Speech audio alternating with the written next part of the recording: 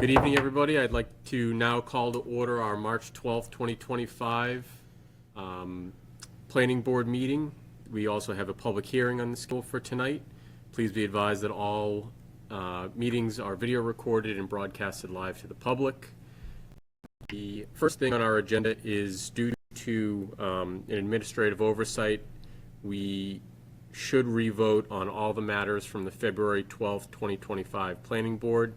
And then once we vote to reaffirm our positions on those votes that we had taken previously, we'll then review the minutes and vote to make an approval on the minutes. Is there any discussion or any questions? Anyone who wasn't here doesn't feel like they want to reaffirm can just vote present, don't have to vote to approve the matters from the February 12th minutes. But for those here, we should for those that were there, we should definitely revote on all the matters in one single vote. Any discussion, any comments? Very good. All in favor? Aye. Aye. Opposed? Hearing none, passes unanimously. That being said, next on the agenda, February 12th minutes. If everyone has had a chance to review the minutes, I'll entertain a motion to approve them. I'll make a motion to approve February 12th, 2025 Planning Board meeting minutes. Do we have a second? Yep, I'll second it. All in favor? Aye. Aye. All opposed? Passes unanimously. Next up is our public hearing, so I would now like to open the public hearing. This is a hearing for the floodplain overlay district bylaw amendment. Will our clerk please read the public hearing notice? Pursuant to MGL Chapter 40A 5, the Middleton Planning Board will hold a public meeting on March 12, 2025 at 7 p.m.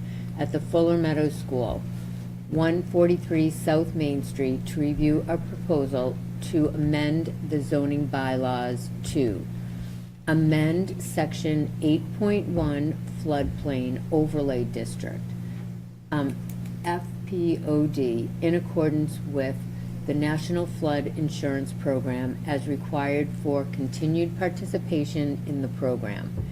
The exact boundaries of the district will continue to be defined by the 1% chance base flood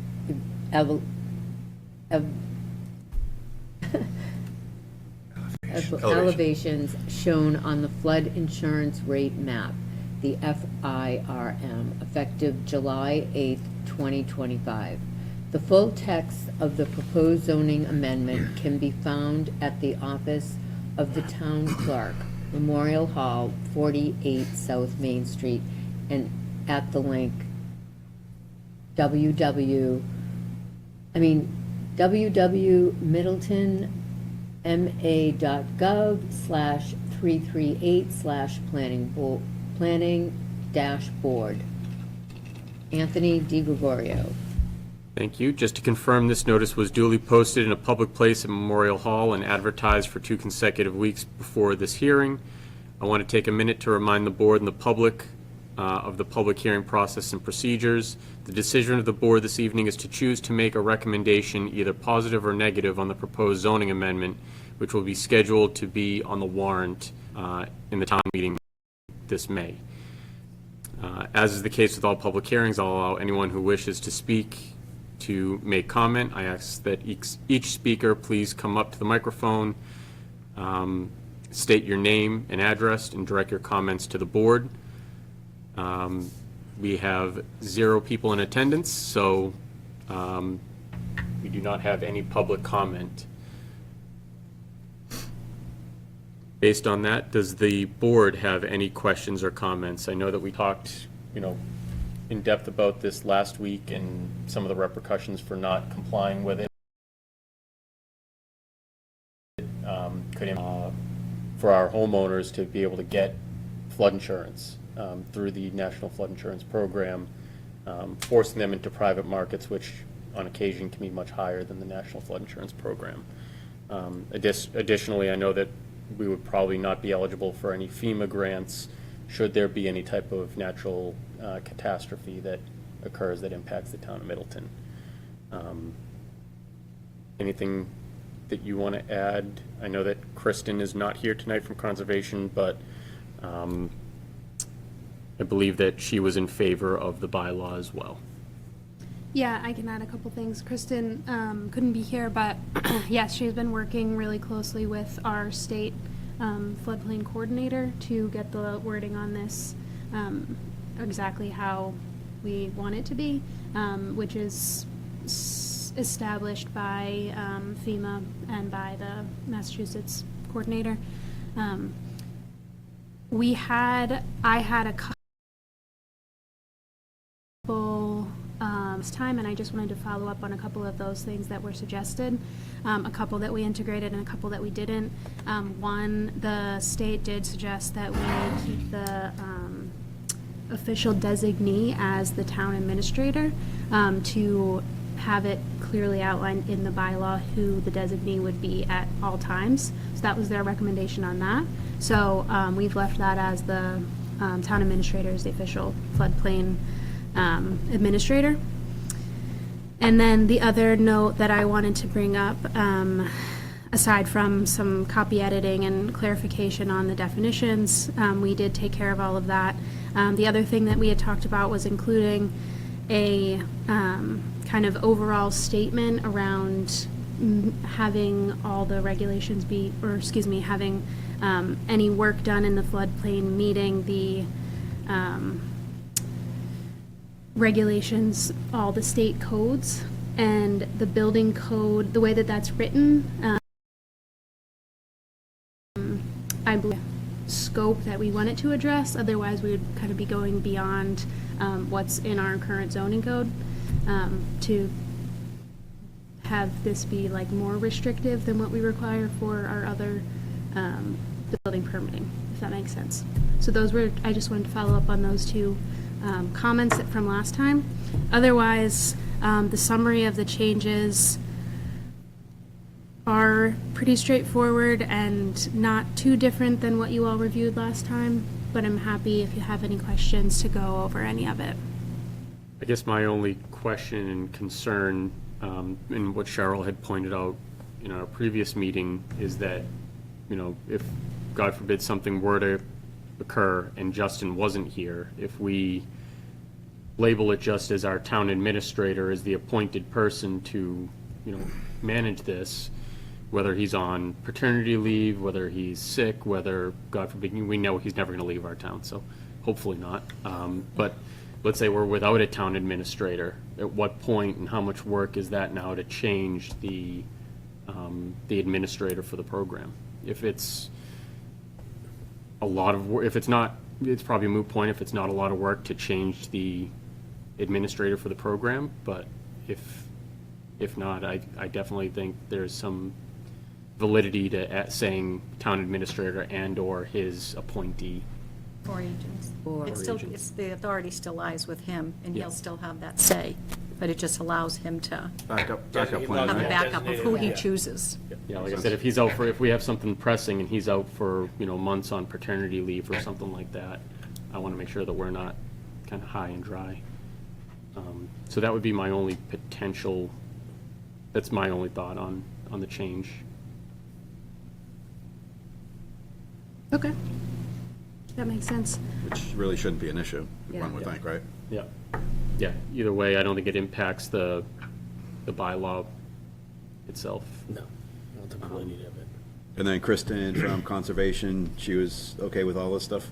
Yes, these are all her recommendations. Okay. Yep, I mean, even the changes, everything? correct. Okay. Any other questions or comments from the board? Hearing none, I will entertain a motion for a positive or negative recommendation at town meeting for the zoning bylaw amendment. I'll make a positive recommendation for the floodplain overlay district new bylaw Thank you. So we have a positive recommendation from for Jason. town meeting. from Jason. Do we have a second? Yep, I'll second it. Thank you, David. All in favor? Aye. Aye. All opposed? Passes unanimously. So that will close our public hearing. Next on the agenda is our ZBA recommendation for 19 Grandview Road. This is, I believe, our first application for a by right use of an ADU. Yeah, I can give a quick overview of this. It is the first application coming through. The whole project is actually an addition, including an ADU, so the scope of the project is to add on to the house, go up 2 levels off of the sort of the back corner of the house, and the bottom floor would be an ADU separate from the rest, and then the top, like the second floor of the addition, would be joined onto the main house. The other clarification I will say about this particular project, the lot is divided, half in Middleton and half in Danvers, so it's not a very typical case for us. In this case, the majority of the addition is in Middleton, and the reason that it's coming here is because the lot size is non-conforming according to the Middleton zoning code. It is conforming in Danvers, and so it is conforming in Danvers, but they're coming to Middleton because it's not conforming here. The other thing to note is the utilities are Danvers utilities, and Do you have a septic? they are on sewer. Sewer. Yeah. But yeah, sewer, that's what I meant to say. Or emergency services are also under Danvers jurisdiction. So from our perspective, I see there are no proposed change to the driveway. I don't believe there's any impact to traffic, it doesn't seem, especially on that road. The minimum number of parking spaces are 3, which are existing. It complies to all zoning requirements. It looks like you mentioned, the setbacks are met. The only non-conforming part is the 18,000 square feet that exist on the Middleton part of that parcel, I believe. Yeah, it's in, I think it's in the R1B district, so it's smaller than Yeah. outlined. But in terms of lot coverage, they're well within their lot coverage.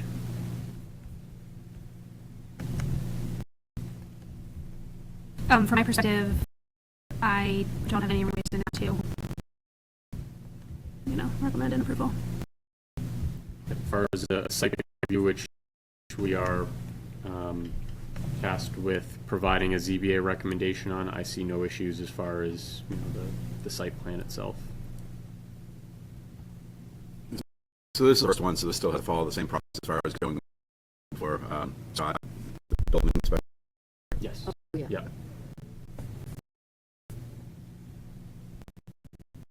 Seems to be straightforward. I will entertain a motion if anyone would like to make one for a ZBA recommendation. I'll make the recommendation. Positive? Positive recommendation to the ZBA on special permit application, including the site plan review with regard to the provision of water, wastewater disposal, stormwater management, roadway and access, design, and construction. Very good. Do we have a second? Yep, I'll second that. All in favor? Aye. Aye. Aye. Passes unanimously. Relevant updates to Mass General Law, Chapter 40, 3A, multifamily MBTA zoning. Ann and I touched base a little bit on this because we had, I don't know if everyone else has seen it, but we have filed court documents for requesting relief from MBTA zoning officially through the court system. That was done by the Select Board. In addition, we had also sent our letter that we looked at and that we voted on sending. We have not received any response back other than an acknowledgement that they received it and that they have included it in their public comments. So it's up to the group whether they think we should push it or wait. Happy to send a follow-up email to the EOHLC. I drafted one, a sample if we want to send it. And the draft reads,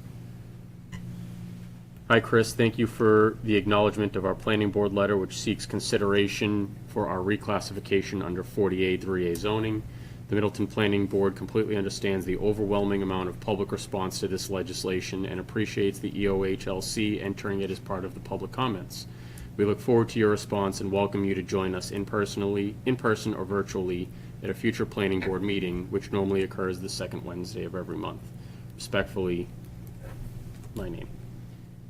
Happy to send it if you think we should continue to push, or if you think that we should wait until the court document, goes through, whatever the board thinks is the best option. Is there any, specific time that they're supposed to provide a response back to us by, or is it just? There's no we just specific wait? time. The only thing is, so as of February, Justin had sent an action plan to kind of keep us in interim compliance until July. They denied our action plan and said that you are not in compliance as of February when we were supposed to submit it.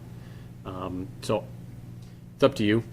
I think the only thing coming up is a July timeline to put together a new bylaw, which there's no way we're gonna be doing that. So, I don't think there's any harm in sending a follow-up, right? That way it's Yep. documented. Yeah, yeah, I agree. okay. I will go ahead and I will click send on this. And this is gonna be sent to Chris Clutchman, who is the Director of Livable Communities Division for the EOHLC. Copied on it is going to be Anna and Justin, as well as other members of the EOHLC that Chris had responded to us when she acknowledged it. So that has been sent. Perfect. I know that we are also not the only town that has filed for relief through the courts. Just to name a few, I know Hanson, Rentham, Middleborough, and Marshfield have also filed similar relief requests through the court. So since we're not in compliance because they rejected our, Project plan. yeah, so where does that leave us? Just nowhere, right? It leaves us unsure. Yeah. It leaves us in the lurch, and I think that is why my guess is that's probably why the select board and Justin determined that it was probably best to go through the courts, because we still have that $2 million grant hanging out there Yep. that we want to try and, Not lose. retain, while the state may try and claw it back, as part of us being non-compliant, so. Other than that, that's the only update I had on MBTA.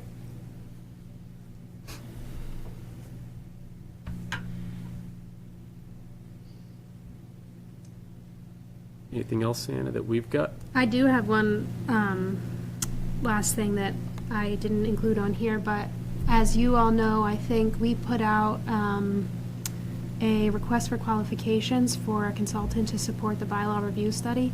So I'm expecting responses back March 20th, I believe, and I'm hoping maybe that you all would nominate someone from the group to be on the team to review those proposals that come in.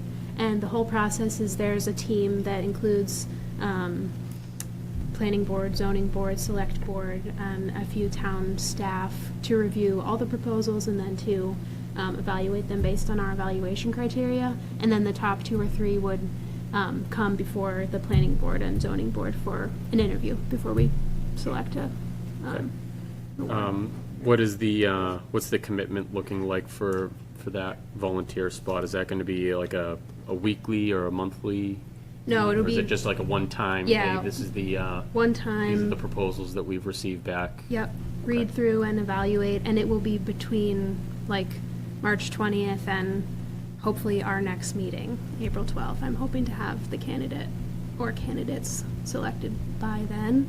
And I'm not expecting You never know how many will come in, but I'm not expecting a huge number of proposals to come in, so hopefully it wouldn't be too big of an ask, a couple hours.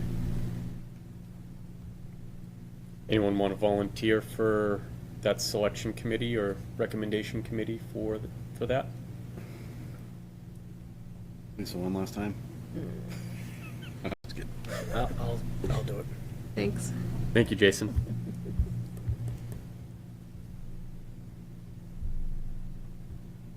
All right. Perfect. If there's no other items, then I'd like to adjourn the meeting.